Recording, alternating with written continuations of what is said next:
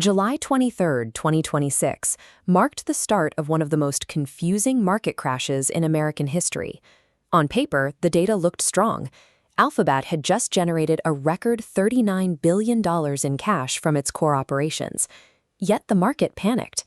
Within hours, industry leaders like Amazon and Nvidia saw hundreds of billions of dollars in market cap wiped out. This chart shows the capital expenditures for the world's largest tech firms. Through 2025, spending on AI infrastructure reached record levels. This volume of investment usually signals extreme market confidence, but Wall Street's reaction suggests a shift in how investors view these numbers. Behind the soaring expenditure lies a complex web of accounting methods and rising debt that the market is finally beginning to price in. The AI industry functions as a massive physical infrastructure play. It is built on a foundation of data centers that require constant, heavy investment. In a single quarter, Alphabet's $39 billion in cash generation was offset by $44.9 billion in AI infrastructure spending. When the cash used to build the business exceeds the cash generated by running it, you're left with negative free cash flow. For Alphabet, this $5.9 billion deficit was the company's first since 2004. There is a common assumption that this massive spending provides a direct boost to U.S. GDP. This data shows where that equipment comes from. In 2024 and 2025, server imports from Mexico, Taiwan, and Vietnam grew exponentially. Because the fabrication and assembly of AI hardware happen largely outside the U.S., much of the value created by this investment stays abroad. The AI build-out consumes domestic cash reserves, while economic gains move through globalized supply chains. This raises a question of how tech giants continue to report record profits while spending more cash than they bring in. It comes down to an accounting mechanism called useful life depreciation. Extending a server's lifespan from 3 to 6 years halves the annual expense. Profits increase by billions without actual revenue. But AI chips face extreme thermal stress. If servers fail at year 3, this schedule creates a gap between reported profit and actual hardware.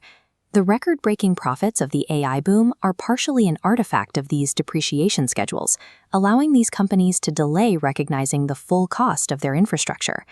Many AI labs operate at a loss, yet they continue to sign trillion-dollar contracts for chips and data center capacity.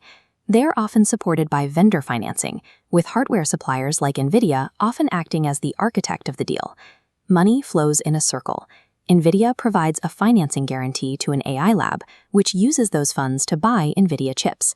Nvidia records this as revenue. The supplier is now the investor and guarantor, tying their revenue directly to debt they help secure. With the total data center build-out estimated at over $5 trillion, tech companies are looking for ways to fund this massive expansion without placing the burden directly onto their own balance sheets. To do this, they use shell companies like Meta's Binnett Investor LLC. These entities borrow tens of billions from bond investors to build the infrastructure, while the tech giants remain merely tenants. This keeps the massive debt associated with AI off the primary financial reports. The AI build-out relies on an ecosystem of circular loans and shadow debt that hasn't been tested by a sustained downturn in revenue. By July 2026, institutional investors began to scrutinize the debt structures and accounting lifespans supporting the AI sector. On July 27th, the price of credit default swaps on Nvidia's debt recorded its largest intraday jump. These swaps function as insurance against a loan default. When the price of this insurance rises sharply, it indicates that the financial sector is becoming concerned about the safety of the underlying loans.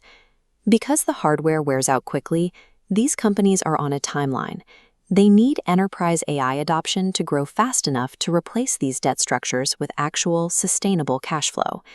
If AI becomes integrated into every global operation and token costs continue to fall, this massive infrastructure spending may eventually be viewed as a calculated successful risk.